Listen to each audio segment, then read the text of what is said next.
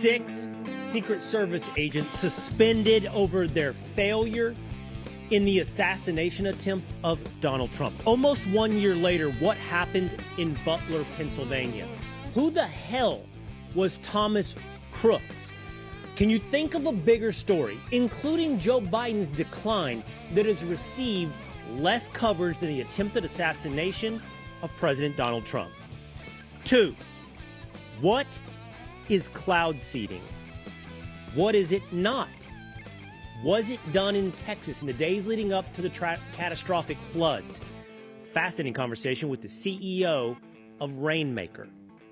3, the best rivalries in college football ranked. Who are the top 5?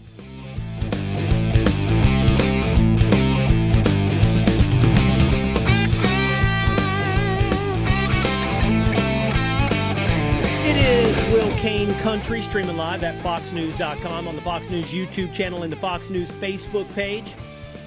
Terrestrial radio, some 3 dozen markets across this great United States of America, but always on demand by subscribing at Apple or on Spotify. We hope you will. Head on over and subscribe. Leave us a 5-star review. Jump into the comments section on YouTube or in Facebook and become a member of the Willisha. I had a fascinating, absolutely eye-opening conversation yesterday with the CEO of Rainmaker Corp. 25-year-old Augustus Dorico is at the center of a firestorm or a flood. He's at the center of a controversy right now over whether cloud seeding played a role in the catastrophic flooding in Central Texas. Yesterday, we had this almost 10-minute conversation on the Will Cain Show. The reaction has been also fascinating from both the left and the right. There are those that don't believe that cloud seeding even exists and think that I'm indulging in a conspiracy. There are others that do not distinguish cloud seeding from geoengineering or chemtrails and don't truly understand the science behind cloud seeding. Did it play a role in the days leading up to the Texas floods? Well, we begin that conversation today, and we include you, the Willisha. You don't want to miss that coming up in a little bit here on Will Cain Country. But we are just shy of 1 year away from this moment in Butler, Pennsylvania. And you know, that's a little bit old, that chart. That chart's a couple of months old. And if you want to really see something that's said, take a look at what happened.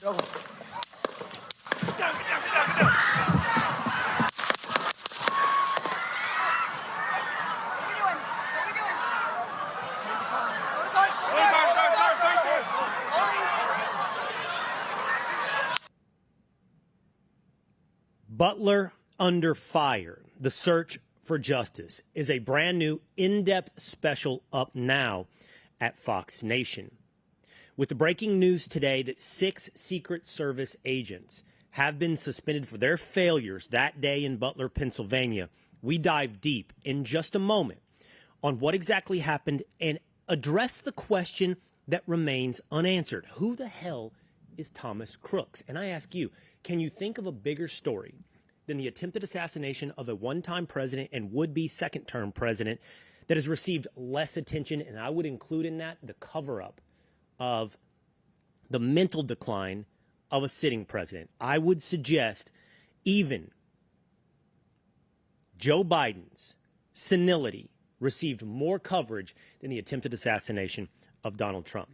But as I mentioned, Franco Porporino has directed and executive produced Butler Under Fire.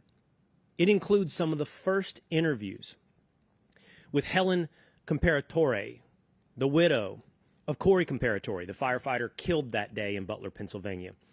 And they attempt to ask the questions about what failed. Here's a bit of Butler Under Fire on Fox Nation. Literally waiting to see the cavalry to come and swarm that building. He was waiting, frustrated. You know, he's watching these people. Where is the response that's going to take care of this? It was the ultimate failure of the Secret Service. I just can't believe that building was left, like, not even checked. Nor can we. It was right there. Yes. What really gets me is that there was a threat and they let him come out on stage. If they would have just held him, none of this would have ever happened. So let's get right into what happened with Butler under fire. Story number 1. Franco Porporino Jr. is the director and executive producer of Butler Under Fire. We're joined as well by Sheriff Mark Slupe of Butler County's Sheriff Department, and we appreciate both of you gentlemen being with us here today. Franco, I'd love to start with you. This special, which is up now at Fox Nation, approaches the 1-year anniversary of the attempted assassination of Donald Trump. I'm curious, what was your biggest revelation in putting together this in-depth documentary on the assassination attempt? Well, first of all, Will, thank you for having me on your show, and it's always great to see you, Sheriff Slupe, on Zoom this time, but not in person. But to answer your question, Will, when I started this project, my initial vision was to create a historical documentary, something that captured the events of that tragic day in Butler. But as I got deeper into it, it really became so much more personal to me. And what I mean by that is traveling to Butler and meeting people like Sheriff Slupe and Helen Comparatori changed everything. They welcomed me, I will say, with open arms. And I can honestly say, and I'll speak for myself, Sheriff Slupe, but they really did become family to me. But I think what the world really needs to really know about this documentary and doing this is that there's a tremendous amount of responsibility that comes with telling a story like this. We wanted to make sure that it was done with integrity and respect for the people who lived it. And the truth of the matter is, this is not a documentary, for headlines or to get clicks. It's the human side of tragedy the world hasn't fully understood yet. And the way I look at it, and we should, as you said, Will, we're approaching the 1 year now. And the facts are, the rally came and went, the Secret Service came and went, but there is still a community, a family, and a nation searching for answers 1 year later. Searching for answers is exactly correct. Sheriff Slupe, I wonder what your reaction is today to the news that 6 Secret Service agents at various levels, by the way, of authority have been suspended under the DHS for what happened that day in Butler. I've said this before. I prefer not to comment on it simply because, look, it's been a year. There's been many, many investigations. We've been part of those as being interviewed by the Secret Service, Homeland Security, et cetera, et cetera. And my feeling is that those at the top of this Secret Service made a decision based on the facts that they were given. So I'd rather not comment it simply because, too, if I were to discipline deputies for whatever reason, I'm doing it because of the facts that were given to me about the incident, and I make a determination on discipline. I am not going to say, oh, they should be this or that. I believe that the Secret Service, who's in charge of the Secret Service, did what they felt is best after the information they received. And yet, the best wasn't good enough that day. The evidence is obvious. And so I'm curious, from your analysis, Sheriff, then what went wrong? Obviously a catastrophic failure. He was able to get up on a roof, generally undetected. Citizens away from the rally point saw him, started calling out. I don't know to who. You get that from watching all the videos. And, by the time law enforcement actually saw him on the roof, he turned around, gunshots started firing. It was like that. Not to cross-examine you, Sheriff, but it does seem like, according to your documentary here, Butler Under Fire, that there was information available. There was information available and being passed on in the documentary. I believe, Franco, it's the case is made that it was passed on from local. Hour and Yeah. 15 minutes. they Tell me had more to- about that. Tell me more about that, Franco. So what you're going to see in this documentary, which is truly exclusive, is you have the Butler Emergency Service Unit that was inside the AGR building with Commander Lentz in his communication post. This is the first time that anyone's hearing their story. So they are the ones that were communicating. Edward Lentz was the commander that day for the local SWAT units. He was all the information that he was receiving. Now, when I say this is, it's just not an interview in this documentary. We have all the radio comms. You're going to hear all the transmissions that happened as it unfolded. And what you will see is that at approximately 4:45 p.m., if I'm not mistaken, is the first time that someone spots. It was the Beaver County sniper in the AGR building that took actual pictures of crooks and obviously passed them up the chain. Now, we do have firsthand interviews, not only from Commander Lentz, but from the whole entire Butler ESU team. And more importantly, I think, what you're going to discover in this documentary is that, and I know he doesn't really like when I mention his name, but there is a Butler ESU member by the name of Aaron Zalaponi that never really got recognition, but he's the person that fired the 9th shot. And technically, you will see from this documentary that it is alleged that Zalaponi, after he fired his 9th shot, hit Crooks's buttstock on his AR rifle and he stopped shooting.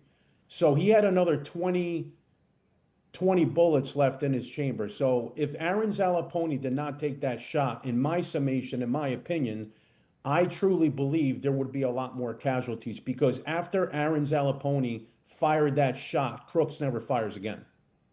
So there's a lot of things that really... Go ahead. Well, I was going to say, okay, so you're talking about that communication process of an hour and 15 minutes and how information was passed up. And you mentioned what's revealed in the documentary. Why don't we do this? Let's watch a little bit of it together and you can see how this is laid out. Here's a little clip from Butler Under Fire. We're observing he has a rangefinder, and from their perspective, it looked like he was lasing the podium.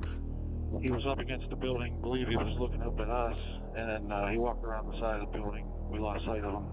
Copy. That escalated our level of concern.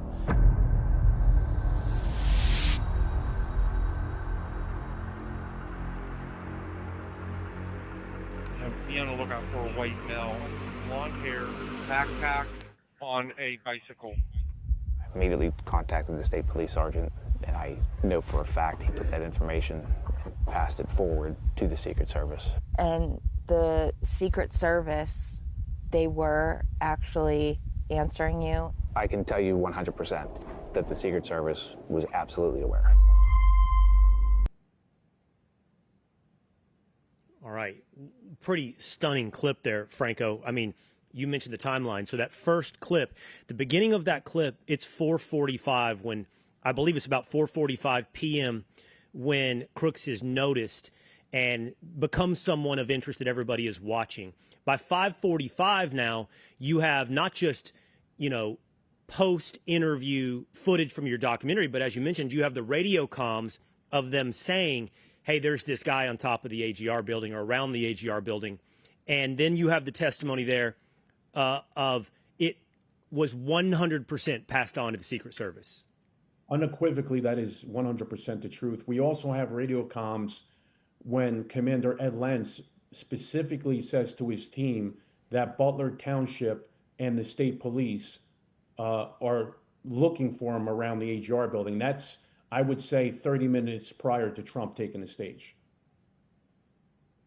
So what happened? I put this to both of you. Let's go back to you, Sheriff. So what happened?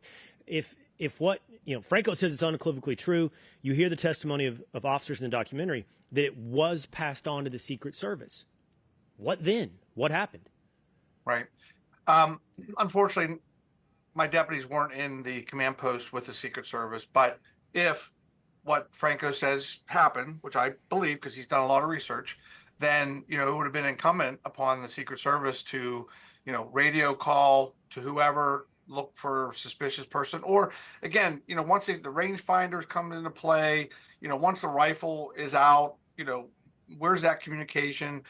When did they know? How did they know? I mean, yeah, there's a lot of questions. And honestly, I hope that the investigations from the FBI and the state police, Homeland Security, Senate, Congress, I mean, couldn't believe the amount of investigations that occurred right after July 13th. We were inundated with questions, but I hope that those questions will be answered in this final report, which I haven't seen and I haven't asked for anything either, but it does come to question. And Will, if I can, let me follow up with this real quick, if you wouldn't mind, Franco. I'm going to come back to you, but Sheriff, because it just ties on what we said, Sheriff. What should have happened then?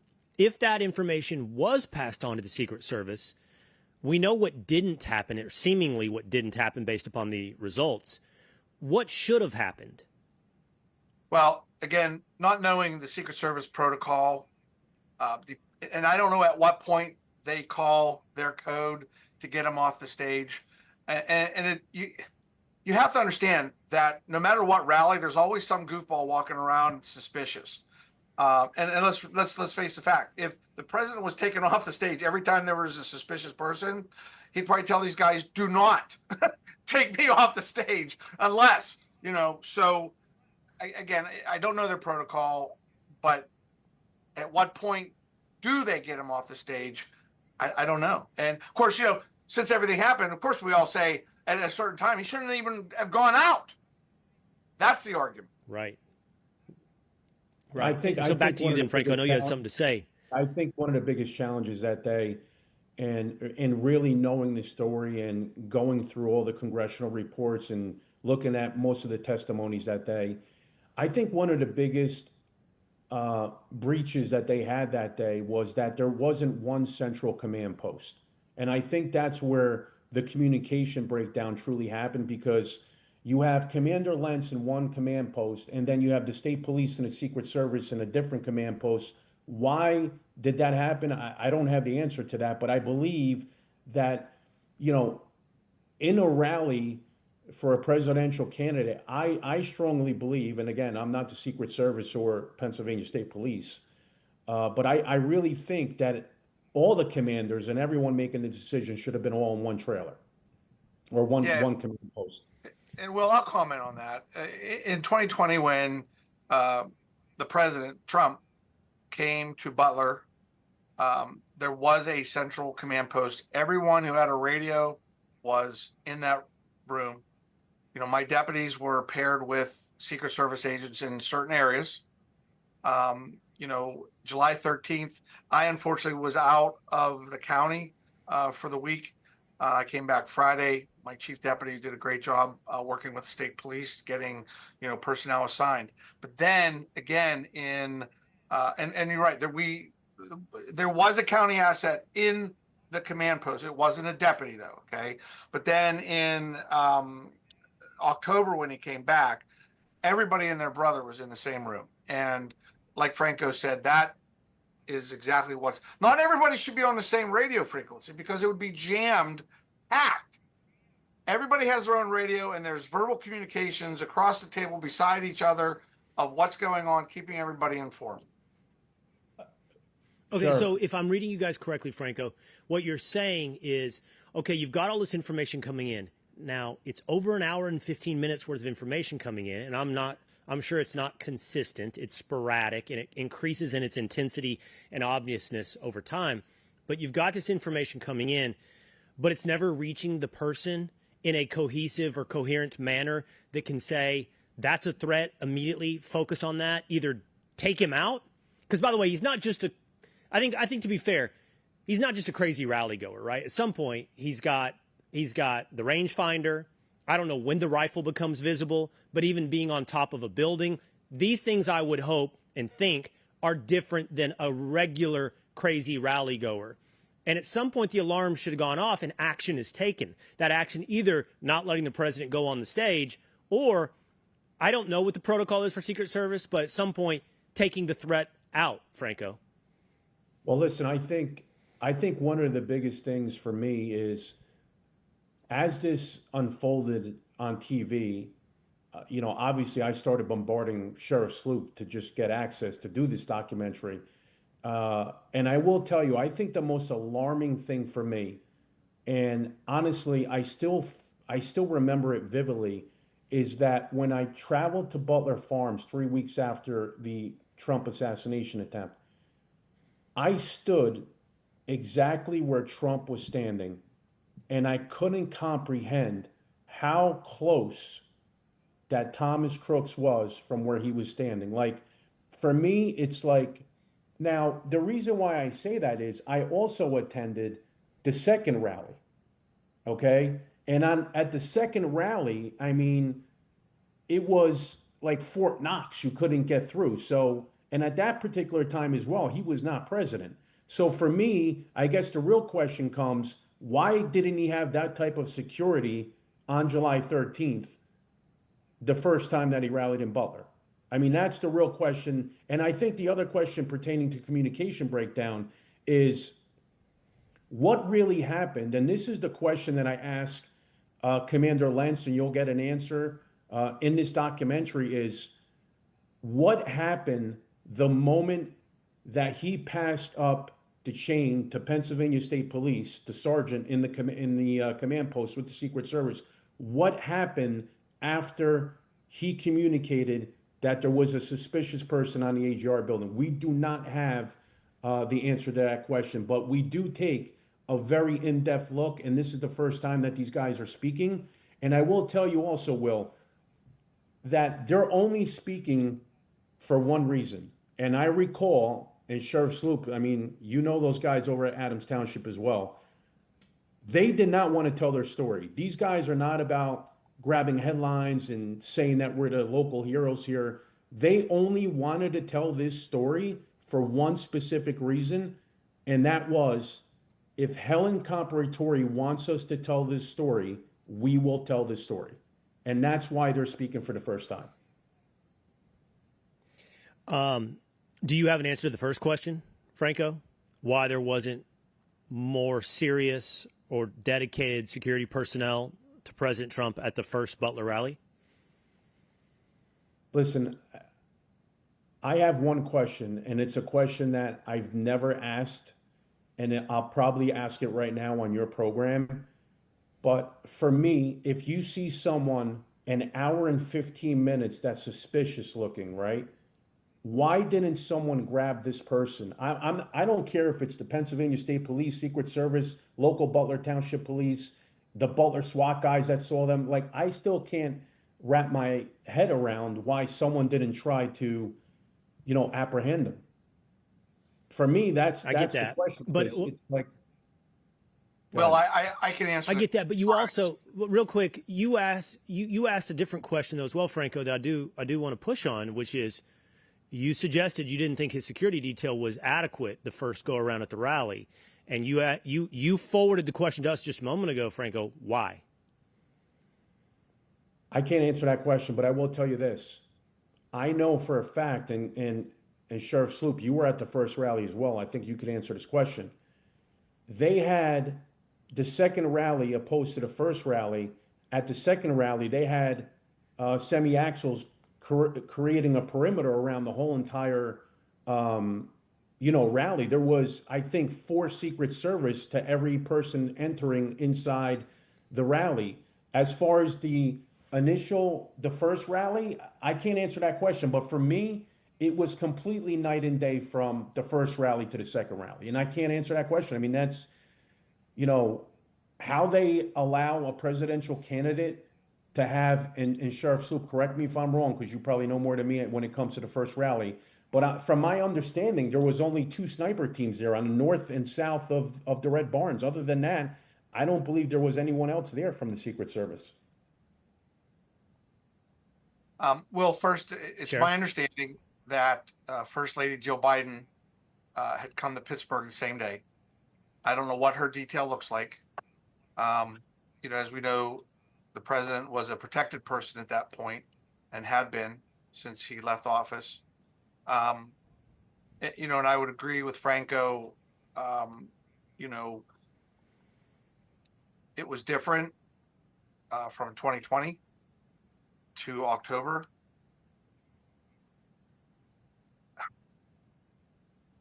I mean, obviously, these are the questions that the Secret Service has to answer, and probably already did. But I'm just telling you that it was different, and I agree with him. And Yeah. one thing that I'll never forget is still in my mind that when we walked out from back the stage, when I looked to my right, the bleachers there were on the right, and there was this huge open hole, and then there was like a combine. And I thought to myself, where is, like Franco said, a tractor trailer, a bus, anything blocking that opening? Again, I wasn't part of the planning, but I turned around and started listening to the president at that point. And Will, I think what's also important is what Butler ESU states in his documentary is they really didn't have any debriefing from the Secret Service as far as, you know, where they would be positioned or anything. So there's a lot of information, and I think no one can tell the story better than these guys from Butler ESU. And it's just not Commander Lentz. It's the timeline of events that we pretty much have throughout this documentary. And it's really powerful because when you take the interviews from these people that were there firsthand in the AGR building and you factor in the real live radio comms, you really get a broad picture on what really transpired that day. Okay, just a couple more questions for you. Franco, you talk about the important role that Helen Comparatore played in the fact that so many others were willing to talk because she wanted to talk. We heard her in the clip that we just played from the documentary. Why did she want to start talking? Why did she want to share her story and her questions? Well, initially, you know, she was just inundated with everyone just trying to get, you know, the story from her and get the exclusivity. And, you know, I think what really happened is by spending a lot of time in Butler, because when I went out there, you know, I really didn't have access to anything yet. I just sat down with Sheriff Slupe. We had lunch. And then from there, I mean, we built this level of respect for one another. And I will tell you that, you know, Sheriff Slupe has a lot to do with, you know, why the people in Butler had a tremendous level of trust, you know, for me to tell this story. Because one thing that I wanted to be very transparent is that I wanted to tell the real, raw, and organic truth. And however which way that may have came out, that's what I wanted to tell. But as I spent so much time with Helen and getting to know Sheriff Slupe and, you know, former Chief Kip Johnson from Buffalo Township Volunteer, where Corey was a firefighter, it was a story that I think Helen specifically said that, and this was honestly, Will, it was so like, I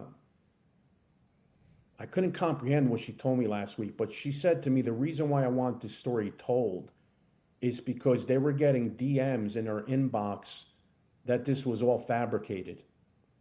Like this truly never happened. And, you know, and I will tell you one thing. Well, I'm not sure if you know this, but we have something in this documentary that I think is going to really move the world. And anyone out there that's got all these conspiracy theorists saying that this never happened, I think they're going to get a rude awakening, because with Helen's blessing, we have exclusive video from Corey Comparatore's phone. She got the phone back from the FBI, and we actually have the video of Corey recording his final moments when shots were fired. So that is in this documentary. It's never been seen before. So I think besides, you know, being a producer, this is more of a personal story for me, especially knowing that the grief and, you know, what Helen's been going through, and also her girls. And think about it, a week after Corey's tragic death, it's Helen and Corey's anniversary. And then her daughter's getting married. So it's, you know, she's going through a lot there. But I think anyone that's, you know, listening right now, your viewers, people out in Fox Nation, it's a documentary like no other. I think, look, everyone's trying to do a Butler, assassination documentary. You see so many clips out there, so many documentaries, but this is going to be the raw, organic truth from people that were at the front line. And I think no one can tell that story better than the guys from Butler ESU. And you're going to see that in this documentary. Wow. Okay.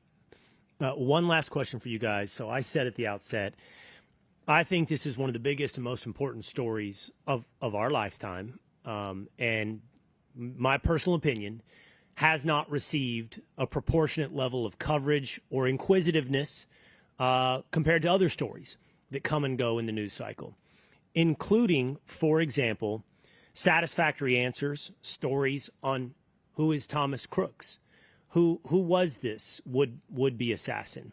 So I'm curious from both of you, I'll go to the sheriff and then to Franco, that over the past year, do you feel like you have understood and have answers to that question of who is Thomas Crooks? Not at all. Not at all. I mean, you said you don't know, or not at all? No, not at all. There's nothing. I mean, you would think the people that knew him best would come forward. Nobody has. Almost a year later. The investigation, there's nothing other than some materials in his room for making bombs. I don't know what was on his phone, if they even got into it, when they got into it. There's so many unanswered questions surrounding him and his life and, mental health, what, right. Yeah. But no, nothing. Franco? Well, Will, I mean, that's the question everyone's asking, right? And honestly, it's one of the most frustrating parts of this story. What we know about Thomas Crooks is still very limited, in my opinion. And even nearly a year later, this is a young man with no prior criminal record, no history of violence, and yet he carried out one of the most brazen attacks on a presidential candidate. But what we do have in this documentary is we do have an investigative journalist by the name of Ken Silva, and we also have Judicial Watch Tom Fitton on this documentary. We do bring some important highlights on how the evidence obviously was handled after after he was deceased on that roof. And there is one thing in this documentary that we were able to retrieve, thankfully to Senator Chuck Grassley's offices. We have an x-ray of Thomas Crooks' body with bullet fragments still in his shoulder, and they cremated him. So to me, it's like, how is that even possible? So there's a lot of unanswered questions here, and hopefully in due time, and then hopefully, this documentary will answer some of those questions. All right, the documentary is Butler Under Fire. Yeah, sure, Sheriff. Sure. I was just saying three things. One, Butler Under Fire was a very powerful documentary. Fox allowed us, Franco, to show it at the Penn Theater, a historic theater in Butler. A couple hundred or more people came, 2 different shows. And I'm telling you, nobody moved. The entire 20-some minutes of that documentary, it was powerful. I was blessed. Franco showed me sort of a preview of the second documentary, and he told me it's even better than what I've seen. So I'm looking forward to watching the second part of the documentary. And third, I love watching your show. So that's it. I appreciate that, Sheriff. Thank you very much. I appreciate both of you coming on, answering these questions. Franco, it does sound like something you can't miss. It's Butler Under Fire, The Search for Justice. It's available right now at foxnation.com. I can promise you, I don't give gratuitous compliments. I don't say things that I don't mean. I'll be watching this very, very soon. And I think everyone else should as well. Gentlemen, thank you both for being with me here today and for your time. Thank you. Thank you. Cheers. All right. Wow. I think I need to break that down, talk about that with you, but also I want to break down, I've also already heard from you, and I think this conversation is can't miss. Cloud seeding. What is it? Is it real? Was it taking place in the days leading up to the catastrophic flooding in Texas? And even if it was taking place, did it contribute? Well, I spoke to the CEO of Rainmaker, a cloud seeding business that was operating in Texas on July 2nd. That's coming up on Will Cain Country. Cloud seeding.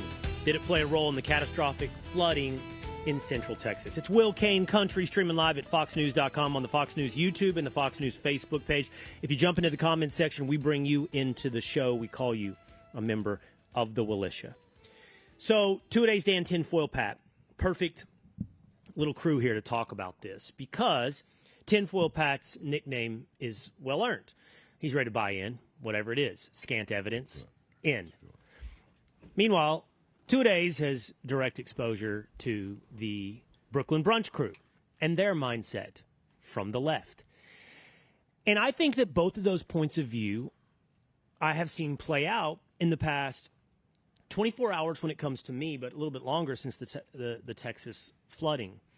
When it comes to the idea of cloud seeding, and I want to give you a little bit of a taste of that before we start this conversation. This is some of the comments. Yesterday on the Will Cain Show, on the Fox News channel, I conducted roughly like an 8-minute interview with the CEO of Rainmaker, which is a startup business, a cloud seeding business, who was operating in Texas on July 2nd. Now, he is in the middle of an absolute controversy, with many people blaming Rainmaker and him for what happened in Texas. But oddly, that happens at the same time as those from the left think this is complete conspiracy talk and don't think cloud seeding even exists. And I want to show you what I'm talking about here. So, first of all, in the wake of our conversation yesterday, Aaron Rupar, which I don't even know who he is beyond an X profile. To the best that I can tell, he's like a half-popped zit that oozes out bile throughout the day by watching the Fox News channel and mischaracterizing, or I don't even know, taking things out of context. This is what he posted. It shows a picture of our show. I'm talking to Augustus DeRico, the CEO of Rainmaker. The lower third says, breaking down cloud seeding concerns amid Texas flood. His comment is, checking in on Fox News coverage of the Texas floods. The implication being we're, I don't know what, indulging in conspiracy or something completely irrelevant. And that led to a lot of comments like this. It's stupid people like Will Cain who spew to his mouth breather followers to keep the agitated and believing they are out to get them. Okay, so this is the mindset from the left. What is this conspiracy talk? What are you talking about cloud seeding? What does it have to do? You're a completely irresponsible conspiracy theorist. Now, for that point of view, let's just for a moment go to two-a-days. You told me that essentially is the mindset of the Brooklyn Brunch crew and us talking about cloud seeding. Fair? Exactly. I got texts being like, are you, with a screenshot of the TV show, just like that, being like, are you guys seriously talking about this right now on your network? I was like, what do you mean? And I said, it's a real thing. Is damn right. Yes. Damn right. I defended it so hard. They were like, you cannot be defending that. Okay, so I'm going to tell you something. I didn't know anything about cloud seeding a week ago. I really didn't, and I've learned a lot in the past week. I think they probably live in this world where they think it's fake, right? That it's a complete conspiracy, that it's like simply the province of Alex Jones, who is not always wrong, by the way, often we right. Control the weather. But that's what that's the mindset. The government controls the weather. Oh. Right, and so there was other comments like that. So Will Cain, this is from Renaissance XM on Blue Sky, which I'm not on, but I guess they reposted on X. So Will Cain is concerned about weather manipulation, but has no concerns about climate change happening all around us. Texas, New Mexico, North Carolina all suffered disastrous flooding within the same week. Dude sold his soul to become a C-teamer at Fox News. C-teamer. Got okay, me. so I'll indulge the idea of weather manipulation, but not climate change is the implication there. I'm not even going to do the climate change conversation right now, but here's what I find fascinating. Okay, these people live in perpetual ignorance masquerading as education. They act like they know things, but they regurgitate not even acceptable knowledge, but acceptable truisms said amongst their crowd. Okay, so let me start with this now, before I get to the criticism from the other side. Cloud seeding is real. That's not, I don't know what way to put that to you. It's been done since 1946. Cloud seeding started, according to Augustus Dorico, the CEO of Rainmaker, in upstate New York in 1946. The attempt to make clouds rain to solve for drought problems, not just drought problems. This stuff is on the record. So for this crew of people, I don't know what to tell them. In the 1960s, Operation Popeye was a military operation in Vietnam that the United States government attempted to manipulate the weather to make it rain with cloud seeding, to flood and muck up and make mud of the Viet Cong's supply lines through Vietnam. I think there was even a saying, make mud, not war. And the idea was if you can bog down their logistics lines, they can't fight on the front lines. It's a real thing. Operation Popeye. Look it up. After Operation Popeye, this is how stupid they are because this is all publicly available. There was a global treaty, an international treaty in the early 1970s with nations committing not to use weather modification as a weapon. So, whatever international treaties are worth, weaponization of weather modification has been outlawed internationally, according to treaties. Don't know why they do that if it's not real, right? So, but according to Dorico, in conversations I've had with him and listened to him in long form, he was on the Sean Ryan show, you really couldn't measure it. You didn't know if it worked, okay? They seeded clouds. They tried to make it rain. It would, it wouldn't. They don't know if they caused it, if the cloud was going to rain anyway. They didn't know until 2017. In 2017, and I don't know why it took them this long to do this, but they started flying irregular patterns. So they would go through a cloud, it's usually pretty targeted, and fly zigzag patterns or anything distinguishable. And if it rained according to those zigzag patterns or whatever pattern you did, you could directly attribute that to whatever you did to modify the cloud, to whatever you did to make it rain.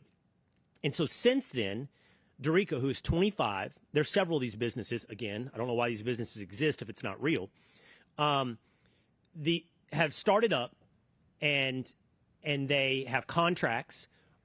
As far as I know, certainly he makes the case for Rainmaker, their contracts. A lot of people ask me this question, it's legitimate. Who is doing this? Well, the answer is local governments.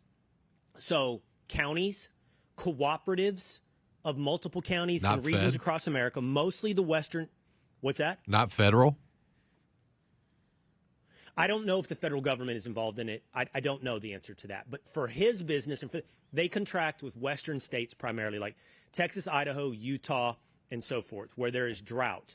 And these local cooperatives, with some state money backing, and also some farmers who contribute to the cooperatives, need rain in their area. The aquifers are low, the rivers are low, the snowpack is low in Utah, and they hire these companies to make rain. So how do they do that? Okay, the primary method is they use a compound called silver iodide, which is a natural compound, a mineral that naturally exists in the soil, and salt. They use those two things, and they use salt, and they aerosolize it with drones. Sometimes they use planes, but primarily drones. And here's the other thing Dorico will say is you can't do this with any cloud. You have to identify clouds that have moisture in them that is not falling. And the question is, can you induce that cloud to release its moisture? And the process is by aerosolizing silver iodide and salt, it gives the moisture something to bind to and freeze, mostly by freezing, and then it drops. And then if the weather is warm underneath the cloud, it turns into rain. If it's cold under the cloud, it remains as snow. And a lot of their businesses in snow areas because that ultimately melts and replenishes the aquifer. Big operations, apparently, in the state of Utah. So He makes the case to me, and he has put out the research. He is incredibly transparent. I'll say he has done Dinesh D'Souza, Tim Pool, Steve Bannon, Will Cain. He said he's going to do InfoWars. He has done Sean Ryan in talking about this, and he'll take any question. He did a Twitter space. I listened to an hour-long Twitter space with Amuse on X, where he took questions from the audience. Anybody could jump in and ask questions. And he makes the case that the amount of silver iodide that they release is fractional, nothing compared to what it naturally exists in the soil. So he's making the case that it's safe, and it's highly localized and targeted, and it produces from what I can tell, it's never produced deluges, but a little bit of rain, usually like a centimeter, something like that of rain that over a crop, over time, helps. Okay, then on the flip side, really quickly, I got a lot of this criticism from Marie on X. Your interview was so soft. Why didn't you ask him about why they were in Texas? Or Angela Starkey. I used to have respect for you and watch your show every day until today. Your show is nothing but mainstream media propaganda machine, and I'm convinced you sold out Americans. We are not new to this issue and have been educated on it for years and decades now. You should have done better research before you had this child on your show. So a lot of criticism from that side as well that I didn't push him harder. And I'll let you be the judge. I'll play it in a minute. But I just want to do one more thing to set up this conversation. Weather modification is a broad umbrella that usually encompasses three different categories. Cloud seeding, which we're discussing. Geoengineering is the broad term they use, but that is the more modern thing that is not well tested, where they're trying to, and I don't know, this one I don't know much about, and I can't give the details like I did with cloud seeding, where they attempt to do something to interfere with the sun's rays reaching the surface of the earth, to cool down the earth. It's based upon global warming concerns and so forth. Different. And then chemtrails. And chemtrails is the theory that all of the contours coming off of airplanes are seeded with chemicals. Dorico, by the way, doesn't dismiss any of these things. He thinks geoengineering is very concerning. He thinks there should be regulation on cloud seeding. And he said he's open to the idea, but he hasn't seen evidence that anything is aerosolized into contrails, making them chemtrails. But he's open to you sending him information, is what he said. That groundwork a lot being laid, hopefully you know a little more now about what this all is. I'll talk to you about its role in Texas, because they were doing operations as recently as July 2nd. But here now let's listen to the CEO of Rainmaker, Augustus Dorico. Augustus, great to see you. Thanks for being with us here today, and thanks for facing so many of the questions that have come your way over the last couple of days and the last week. You have appeared with Tim Pool, Dinesh D'Souza, Steve Bannon. You're here today with me to take these issues head on.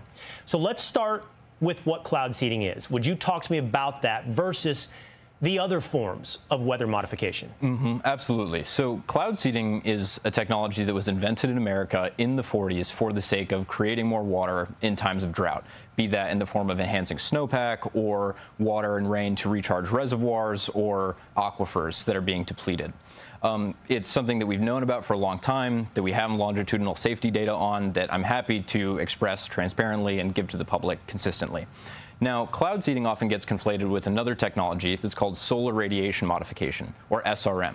SRM is a proposed technology that's beginning to be experimented with. It's not nearly as old as cloud seeding, but SRM is a proposed technology to inject reflective particles into the stratosphere to block some of the solar radiation and then cool the planet down. That is altogether and totally different from cloud seeding. Cloud seeding is a water supply tool with localized effects and a long history that we can talk about the safety data of. SRM is something relatively new that would have global and climatic implications rather than just effects on local weather. And then there's this third thing, which is chemtrails or contrails. And so where we know that cloud seeding is real, we know that SRM is real, I have yet to see any sufficient evidence of a malevolent conspiracy of someone releasing toxins into the atmosphere in those long, streaky tracks in the upper atmosphere. A lot of what I've seen seems to suggest that those are condensation trails formed by airplanes. Now, regardless of whether those are condensation trails or chemtrails, and I am entirely open to people presenting evidence of them being chemtrails of some kind, despite not believing them to be that now, If you see a long streak in the sky, that has nothing to do with cloud seeding, which relies on existing big puffy natural clouds raining a little bit more. Okay, we talked about the process of cloud seeding. Let's focus in on cloud seeding. This is in your company's most frequent usage, putting silver iodide into clouds, targeted clouds, which use radar to target these clouds that you think could produce moisture but haven't yet. And you've talked extensively on many of these shows, like the Sean Ryan show, about you've studied silver iodide, you know the effects of silver iodide. Is this safe? Absolutely it is, and thank you for asking. So silver iodide in cloud seeding, right? We use about 50 grams per operation. That's something like 8 to 10 Skittles worth, and that gets distributed over hundreds of square miles, right? After decades of cloud seeding operations, because Rainmaker is not the first one to have done this, right? There have been companies since the 50s conducting cloud seeding ops. After decades of operations in the regions where cloud seeding has occurred, we've only seen an increase in silver of about 8 parts per trillion. And there's already about 2 parts per million naturally occurring in American soil of silver species. So we've added, after decades of cloud seeding, 1 million times less than what's naturally there, and it's had no adverse ecological or agricultural impacts. Okay, and people can listen to longer form interviews that you have done about some of the safety and research that you've done on what you use to cloud seed. Now, I want you to please address a larger question, which is one that is somewhat broad and perhaps even religious, but are you playing God? Are you messing with things that you shouldn't be messing with when it comes to the weather? I get this question all the time, and I totally think it makes sense to ask it. My intention is to serve God. I think that in Genesis 1:26 through 28, and then throughout the Psalms and the rest of the Bible, God tells us to take dominion over and steward creation, both for our sake, creation's itself, and then to honor him. And so if there are droughts and we have the tools to mitigate the damage done by them for our sake and for nature itself, then we should deploy those for the sake of tending to and stewarding the world. And if we weren't to do that, if we were to ban cloud seeding wholesale, despite knowing that it's safe, despite knowing it could help alleviate these problems, we'd be abdicating our God-given responsibility to be stewards of the world. Okay, let's address whether or not it's safe now and apply it to what you were doing on July 2nd in Texas. This is a very emotional moment. People are upset. Children, hundreds, died. The question is whether or not Rainmaker, cloud seeding on July 2nd, contributed to storms that occurred on July 4th. Did it enhance? Did it intensify what we saw some 36 to 48 hours later? Unequivocally, our cloud seeding operations on July 2nd did not impact the flooding that occurred later. And that said, my heart and prayers are still with all of the people of Texas and all the families that have been affected. It was a tragedy. But in cloud seeding on the 2nd, one, we are regulated by the Texas Department of Licensing and Regulation, and we have what are called suspension criteria, where if there are National Weather Service flash flood warnings or severe storm warnings, then we cannot operate in those areas per the restrictions and regulations we have. Our meteorologists actually proactively suspended operations a day before the National Weather Service issued a flash flood warning. So we were ahead of the curve there, and then even so, the precipitation that we induced, right? Like the very best operations can produce tens of millions of gallons of precipitation over hundreds of square miles. That is de minimis relative to the remnants of the tropical storm that came in and dumped trillions of gallons of precipitation. So you were able to produce, in short, something like this much rain, less than a centimeter of rain, and the flood itself, the storms themselves, it filled up a 20-foot pond, an Olympic-sized pool, 20 inches of rain. Mm-hmm. And so your argument is, if anything, we contributed the tiniest bit. I want to end with one somewhat scientific but skeptical question that I think you're ready to answer. I've listened to hours and hours of your content and read about Rainmaker.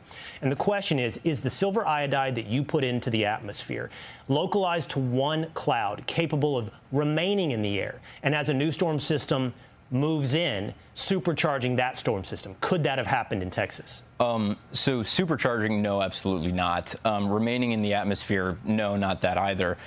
When you seed the clouds themselves, when you disperse the silver iodide into it, and then it precipitates, that aerosol, that particulate precipitates down and out within the course of hours. Now, if you were to just disperse aerosol into open air, then it could persist longer. But one, we were seeding clouds rather than dispersing it just in the open atmosphere.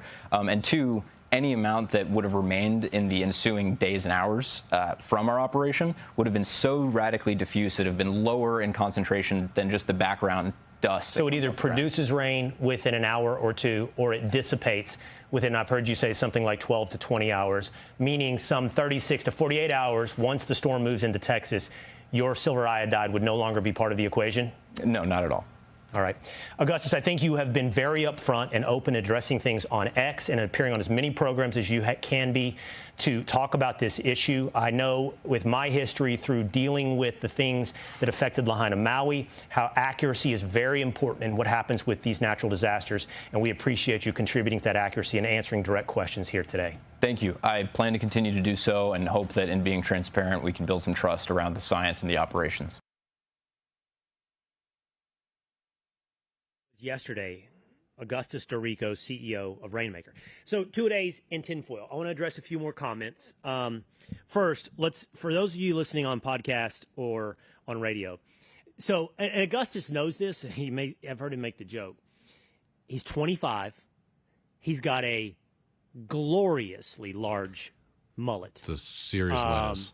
And there's a lot going on there that a lot of people are going to have. It's going to cause skepticism of him. I mean, those things in and of themselves are going to cause skepticism. I think skepticism is okay, by the way. And I think that he does too. He's there to answer the questions. But,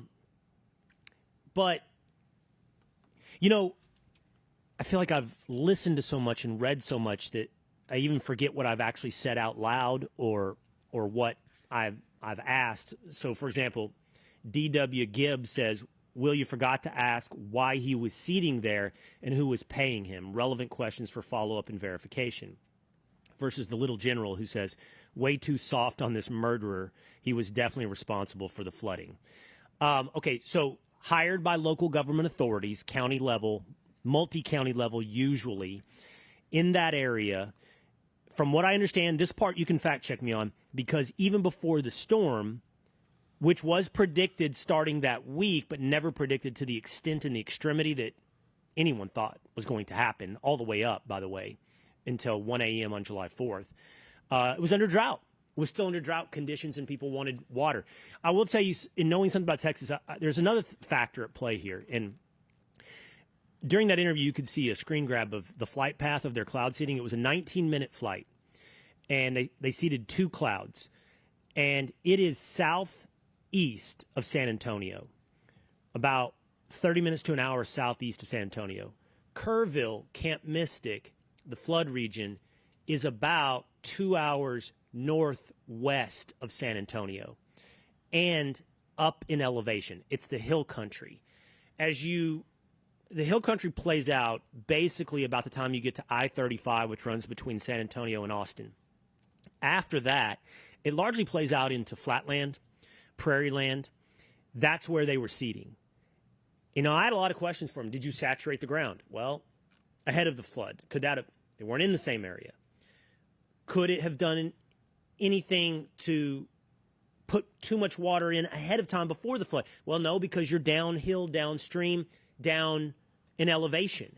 It's not going to move that way. So the only thing I could think of is how it would affect it is if you put this silver iodide into the atmosphere and then the storm follows along the same path up from Mexico, would it have traveled along the path that you seeded? And his argument is the silver iodide does one of two things.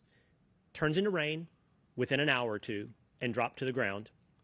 Or if it fails, it doesn't turn into rain, disperses out over a period of 12 to 20 hours to a point that it's ineffective now.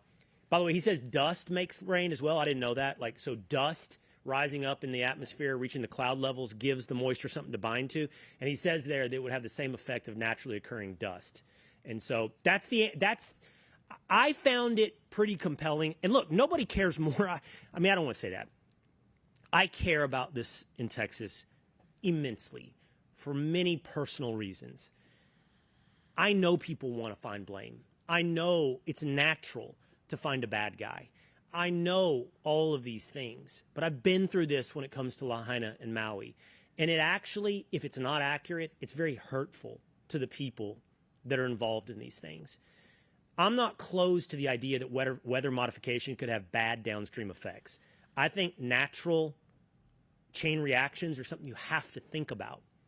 And that's why I do appreciate him answering so many questions about this as you kind of apply science to something that sounds incredibly scary up there. but you have to be accurate. You can't just say, "Oh my God, you're doing something that sounds unnatural, and that did this." Like, that's simply not good enough. You had some more comments to it, Ace. Yes, I did. Well, I just want to say the one thing that I'm skeptical about is weather's volatile. You could throw a pebble into a reservoir and it'll break a dam. You don't know what's going to happen if you do something small. So it's it's a little skeptical. Well, I get the butterfly effect. I do. Yeah. And it's real. But I don't know about a pebble breaking a dam. Like, I would want to see the science on that. Sure. Like what you just said. But if it backs it up, then you never know. But yeah, these are some comments I saw on Instagram. It was just kind of people weren't believing him at all. I mean, it was people who believe in cloud seeding and have known about it clearly for years. But you could read some of these if you want here. Sketchy, weather warfare. These are just various comments on Instagram. If it barely does anything, it has no effect. Why do it? That's actually a fair question. Yeah. You know, it's a new science. You're trying to battle drought. It does produce rain. They've been able to prove that. I don't think they've been able to produce significant quantities, certainly in one seeding, that it would cause anything like flooding. But it's like you take what's natural and you try to wring a little more out of it, like a sponge. A lot of people point to what happened. I believe it was in Dubai. They cloud seed in, again, to the left again, that thinks this is all. They do this in the Middle East a lot. Which and there makes was sense. catastrophic flooding in Dubai a few years ago, and there have been questions about whether or not cloud seeding did that. By the way, Dorico addresses that. He says that was a massive storm system, which they get incredibly rarely in the Middle East. That storm system affected Saudi Arabia, Dubai, went on and affected Iran. They were cloud seeding in Dubai. There's no evidence. He says it that way. He doesn't say yes or no. So there's no evidence that it did anything differently there than it did in other places that same system hit. Go ahead, 2 days. You said something. You had a comment. Another one. Yeah. So there was one in the chat that was pretty critical of what you were saying and kind of like talking about cloud seeding in terms of the Texas flood. They're saying 5 great scenes. So this is pathetic. This man has no idea what he's talking about and finding any excuse to help Trump's administration avoid responsibility for helping the situation. I don't even know what. Who doesn't know what they're talking about? And what is that even? Dorico doesn't know what he's talking about? Or I don't know. Talking about it because they're saying, why talk about cloud seeding? It's the same thing as like, why, the tinfoil hat, why is Fox doing cloud seeding and not getting to the real issue? You can remain with your head up your ass and your head in the sand and not know this stuff. Because the reason you're talking about it is because they were cloud seeding on July 2nd, 48 hours before this event occurred, and a few, I'd say, I have to use my Texas geography here, I'd say 100 miles away. So they're about 100 miles away, maybe less. It's a 3-hour drive, but it's not a straight drive. 3 hours away drive, 48 hours before. I think people asking these questions, it's legitimate. It's legitimate to go, whoa, could this have contributed? I think you have to then pursue the evidence and the answers and don't just go, oh, he's a murderer like some. But to act like the conversation. And by the way, the Trump administration has covered itself in glory by every estimation when it comes to this. Like, what are you referring to? The National Weather Service did its job. The National Weather Service gave all the recommendations and warnings that you could come up with. There's 2 things on that. It looks like Kerr County did not invest in sirens along the river where other counties had. That's a question, not just for county officials. That's a question for local voters. Do you want to spend money on this? And every one of you living wherever you do, that's what your city and county officials do. What can we afford and what will we do? You can look back on it and go, you should have, but that's where something could have been done better. I think that's 1. 2, I do think NOAA radios, after this, I'm like, if you are in charge of a lot of people, do you have a NOAA radio, weather radio? Because it breaks through, it runs on like a huge, it takes very little power, and you can't shut it off. And so it's screaming at 1 a.m., a NOAA radio. Honestly, did Camp Mystic have a NOAA radio? I'd like to know that. And the third, us, all of us. How many times a day do you get warnings on your phone for whatever it is? Amber alerts, this, that. Do you listen to them all and abide? We have a lot of callousness and scar tissue, all of us, from getting these things.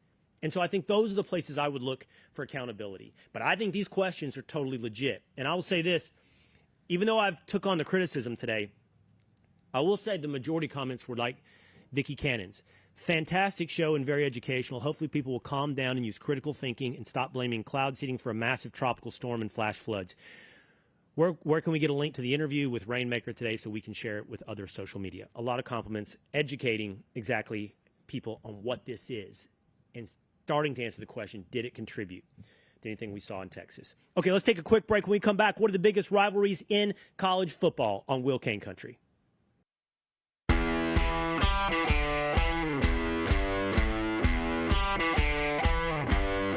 What are the biggest rivalries in college football? It is Will Cain Country, streaming live at foxnews.com, on the Fox News YouTube channel, on the Fox News Facebook page. Hey, hit subscribe at Apple or Spotify, and as you can see, we'll bring you into the show if you leave a comment. Mike Gunzelman, Gunz, is a writer at OutKick. He's also the host of The Gunz Show, and he joins us now. What's up, Gunz?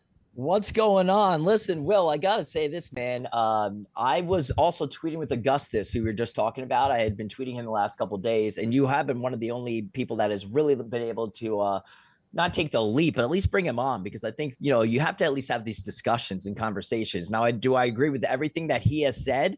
No, but at least I give him props for at least defending and coming out and explaining himself. I think a ton of CEOs could learn so much from him, at least being transparent. You know what I mean? So just a really job well done right there. You know, we'll learn more. Man. Do I think it had a direct effect? Of course not. But of course, social media is a cesspool. It's a minefield these days.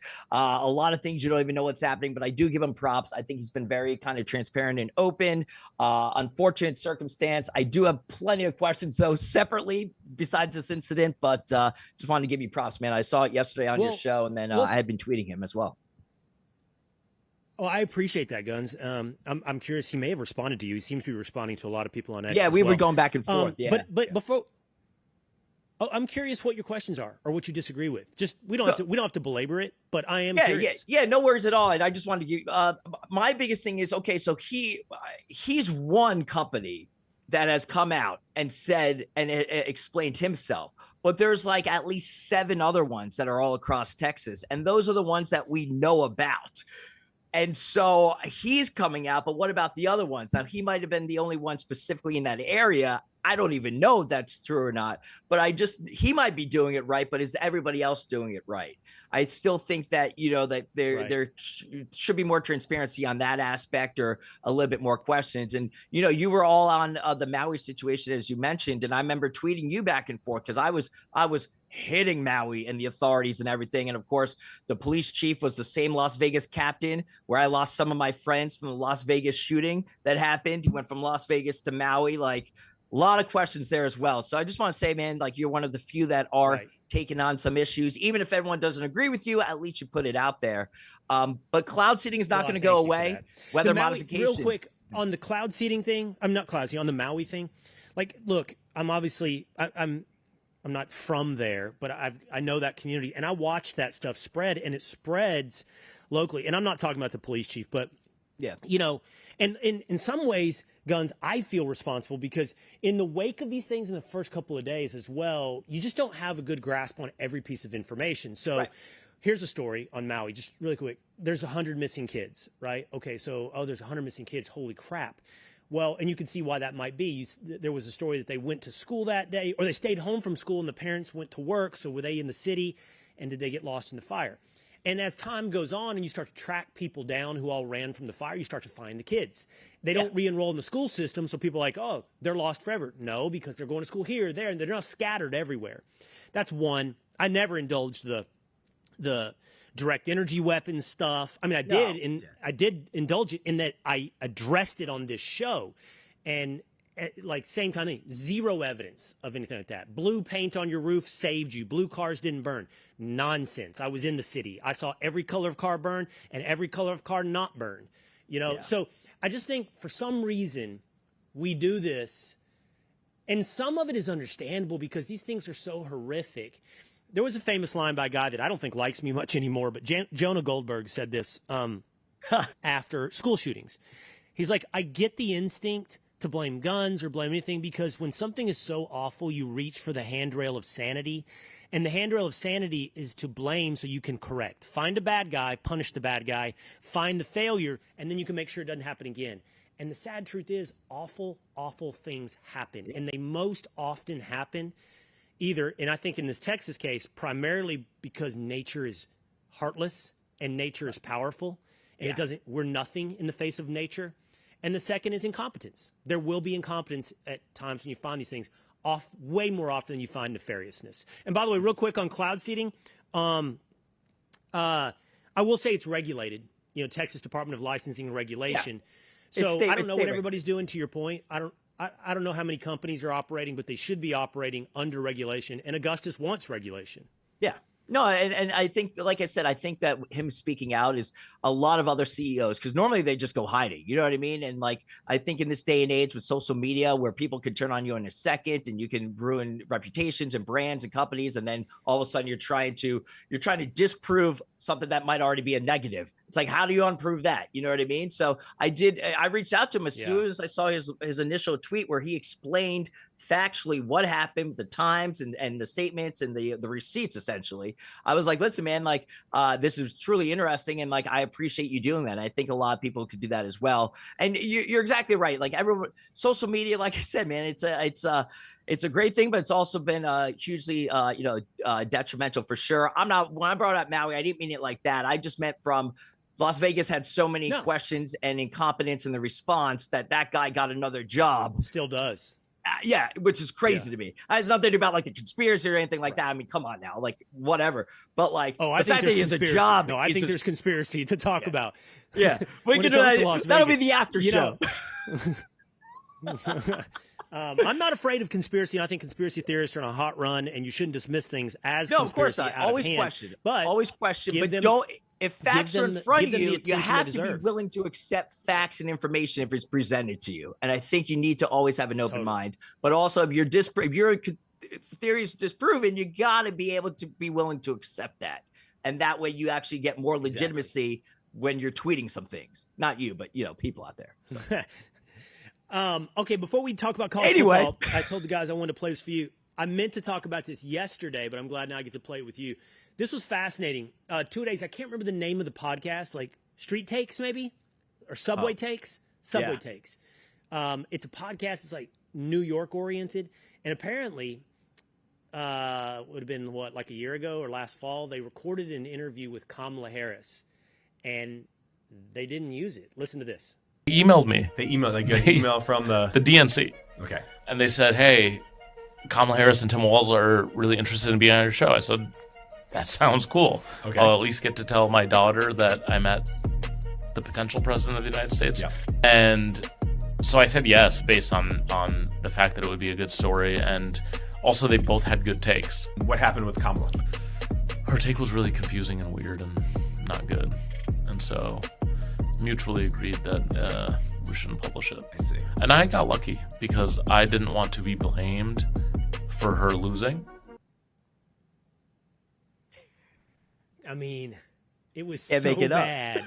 They mutually agreed. And by the way, Gunz, I'm now dying to know what was the question and what was the answer that was so bad.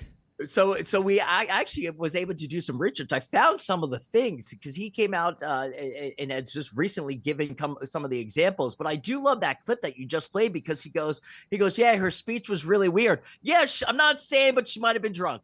I'm not saying, but I'm saying. You know what I mean? She does, tend to hit the bottle from time to time, as we saw. Maybe she's just living it up, or she's just truly incompetent, which is probably the better answer. But there were two things that he did come out and say, though, Will, which is crazy to me. So obviously, it's the New York City subway take. You want to be hip. You want to be cool. Like, yeah, I'm going to bring in that millennial Gen Z voter. I'm going to go on this. I'm going to go on Call Her Daddy. Like, all right, sure, whatever. But in Kamala and her team's mind, to be hip, her hot take was going to be that she was going to fight for people not to be able to take off their shoes on airplanes anymore. And then she didn't go with that. So then she brought up something about like, is bacon a spice or not? Reportedly, okay? I mean, that's what she was trying to be funny and hip, but it just came across as cringe if that's true. What has been told. I mean, that's being like, hey, like, is a hot dog a sandwich? Let's debate. Like, this is why you lost. And you fumble that. Like you blew that. This is why you lost. All right. Not only did you bypass the whole entire primary process and just got put in there without going through the way it's supposed to happen. So you already pissed off a lot of your party and voters that way because they're like, we didn't even get a say on this. And you held off what was happening to the president at the time, I think almost purposely, so that they didn't have a say because they was probably worried of who would have came in if they actually did have a regular primary. You put in Kamala. She's lost. She's incompetent. She's so cringe. And my question to you, Will Cain, is what is going on with these people? You got Elizabeth Warren, who's like, remember she had that hideous video. She's like cracking a beer. And she's like, I'm going to drink with all y'all out there. Like, what? No, you're not. You're not invited to my party. That's sure as hell. And then you got Kamala. I mean, this didn't even air. And for him to come out and say, I didn't want to get blamed, that just shows you how bad this had to have been. Because if we saw anything, Kamala had, pick your number of how many awful appearances she had. So there's a reason she lost. Thank God she lost. She shouldn't have even been in the running. And I hope we just don't hear from her again. I mean, nobody cares about her. She blew it. She blew it, man. Here's what I want to know. I can see how he said, okay, he's probably a Democrat. And he's like, okay, I don't want to tank her election. Or maybe he was just self-interested in being like, I don't want to be the guy blamed. So I get the motivation on his side. What I'm interested in is the conversation afterwards with Kamala and her team. Because it's like straight out of Veep. And like, so someone said, like, let's just kind of think this out through her team. Like somebody probably, maybe even low level, like a young person was like, hey, that was really bad. Did you hear that answer? What'd you think? What did you think?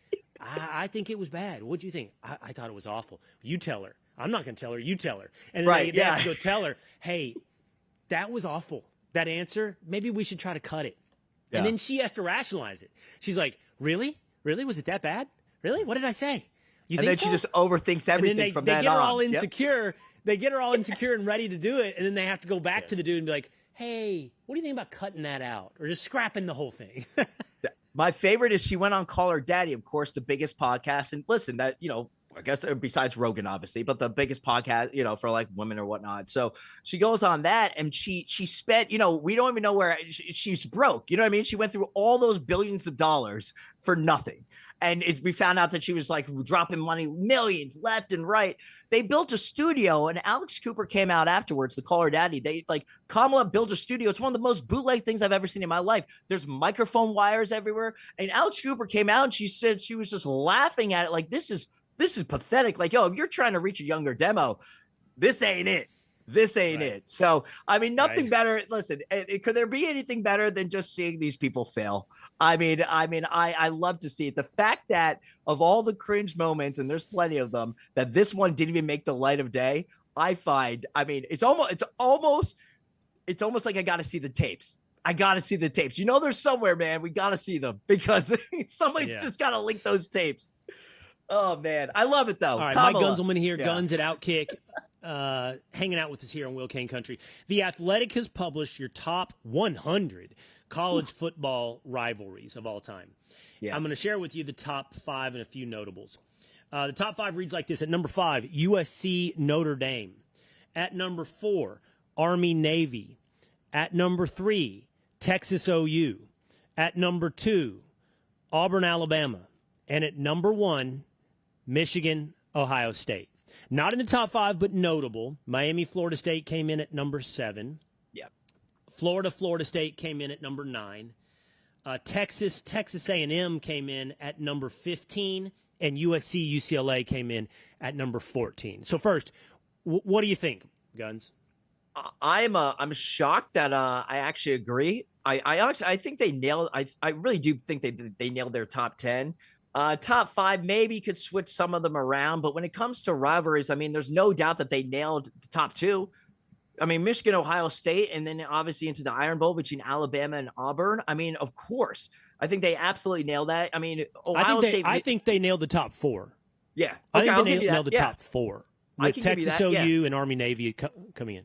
Yeah, I mean, especially because, listen, even if all the games aren't tremendous, it's the fact that we're talking about rivalries here. I mean, I'm a Notre Dame fan, and so I did like seeing the USC thing there. If I see somebody, if I'm on, say, the New York City subway, and I see somebody with a USC hat, and they desperately need to sit down, I'm not giving up my seat to them, Will. You know what I mean? As a Notre Dame fan, I'm not giving up my seat to hold somebody. it right there. So you're a Notre Dame guy. So you heard me say I think they got the top 4. USC Notre Dame is obviously a rivalry that I'm aware of, but it's not one that I have ever had an emotional investment in, nor appreciated others having an emotional investment in. Yeah. Because it doesn't have a natural geographic rivalry. It was never a conference rivalry. You know, it just didn't add up to the ingredients that I got used to for what defines a rivalry. I know it's a big game, and maybe that's what I always saw it as, the difference between a big game and a rivalry. But growing up, I'll tell you, I thought Miami-Florida State, that's a really big rivalry. Not in the same conference. Actually, they ended up in the same conference, right? But I just didn't appreciate Notre Dame-USC in the same way you did as a Golden Domer. Yeah, of course. Now, listen, I'm going to be fair here. You know, should it be top, but should it be number 5? I could argue it doesn't need to be top 5. But I truly believe that it's a rivalry. I mean, like, just based on what I just said right there. And the fact is that they continue to play, and like, there's so many implications, and there's been so many historic implications. Of course, Notre Dame, obviously, because there's, you know, they're not in a conference or whatnot, like, they have a kind of a different route. But when you're talking about the Irish, like, yeah, I mean, if this was, you know, 15 years ago, I would, Florida State, I think you could do. Those Seminoles Irish games were nuts back in the day. But I also hate Michigan as a Notre Dame person as well. And I think a lot of people out there might just hate Michigan in general. I absolutely don't mind this whatsoever. I love that they did include Army Navy. You know, got to give them props for that. Maybe the only one that I think maybe could have cracked the top 10 was Georgia, Florida. I think Georgia, Florida could have, you know, there is definitely some heat there. But once you start going into that, though, Will, you're talking about SEC. I mean, everything every weekend, there's something crazy happening. So you're talking top 100. I think they actually did a really good job here. I would love to see, though, in like 5 years from now, what it is. Obviously, like the Big Ten, I think is going to start making some moves. SEC to Big Ten right now, you're kind of seeing the paradigm shift, if you would. But I'd also like to know and look at this, Will, and I'd love to talk about this in the future with you, is like, with the NIL deals, man, are these rivalries still going to matter? When you start going up to the younger generation coming up and they're following perhaps players, or perhaps they're not as invested in teams and historic legacy because players might be bouncing around, almost like an NBA type thing where, you know, it's like, oh, well, you know, I liked Shaq because he was on the Magic. Well, he's not on the Magic anymore, so I'm going to follow him elsewhere. Is that going to start happening, or will these rivalries continue to stand? So, I think, of course, some of them will. I don't think that's but I think NIL is a big question, man, in the coming future. I don't think NIL, I can't see that right now having a big impact on rivalry, but I will tell you, super conferences threaten rivalries. So to me, the way I grew up, and I'm a big fan of the regionalization of college football. Like, I love, you know, interstate rivalries and you know, the love and hate you share with a neighbor. So, like, when I'm just scrolling through the list, and by the way, Georgia, Florida came in at number 12. But, like, I'm just going to – these are rivalries that I go, oh, they're playing this weekend. Coming in at number 30, Washington State. I think that's interesting. Utah, BYU comes in at 28. Oregon State comes in at 27. Oklahoma State, Bedlam, comes in at 25. Clemson, South Carolina, 24. And on. Ole Miss, Mississippi State, and so forth. Kansas, Missouri. This is what defines a great rivalry to me. I think Texas A&M is too low at 15. But that's been on ice for 20 years. By the way, Nebraska, Oklahoma's been on ice for a while as well, and it still comes in at number 6.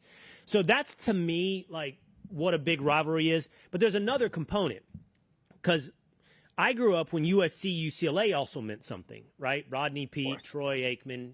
Back then it meant something. That rivalry, it's hard to make it mean something because it's so one-sided. And so on a lot of these, I think that's what depresses them. They're just too one-sided. Yeah. No, I definitely agree with you. It's you know, it's generational right there. It's a generational difference. You know what I mean? So, like, where do you make the line? But that's always going to happen with these kind of lists. That's why they're great to debate and discuss.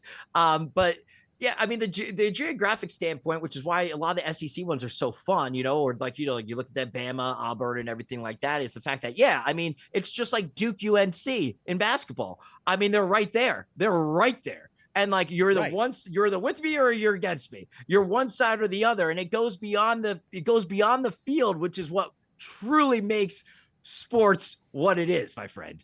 You know what I mean? I'm a diehard Yankee fan. The Red Sox, like I could never date and definitely couldn't marry a Red Sox fan in my life. Like we would not. Well, like it wouldn't happen. I would probably marry a Democrat before I could marry a Red Sox fan as a Yankee, my friend. Wow, that's a hell of a statement. So, you know what I mean? You know what I mean there? So. Poor choice, Gunz. All right, man. This has been a fun conversation covering a lot of bases. Check out Gunz at OutKick.com where he writes, and he's also on X. Appreciate you being with us today here, man. Thank you. Yeah, appreciate you as well. Real quick, I just want to say this. I'm covering the UFC all weekend. We're going to have a big thing with Dana White as well, and I also have a piece coming out later. I spoke with a lot of the headliners of this weekend's UFC fight and specifically asked them if they want to fight at the White House, because Trump was like, oh, let's have a UFC event. You want to check out what they say. Right. A lot of these fighters are down. They were pitching themselves, Will, to Trump. I was like, maybe he'll see. They are head over heels to fight for the country in front of for UFC in front of the country at the White House. So keep an eye on that. I think you guys will really appreciate it. Will, appreciate you being the real one, man, as always. All right, man. Take care. You bet. Mike Gunzelman over at OutKick. I'm in on that, by the way, a UFC fight on the grounds of the White House for America's 250th anniversary. All right, that's going to do it for us today here on Will Cain Country. We hope you will download, subscribe, tune in every Monday through Thursday live at YouTube and Facebook. We'll see you again next time.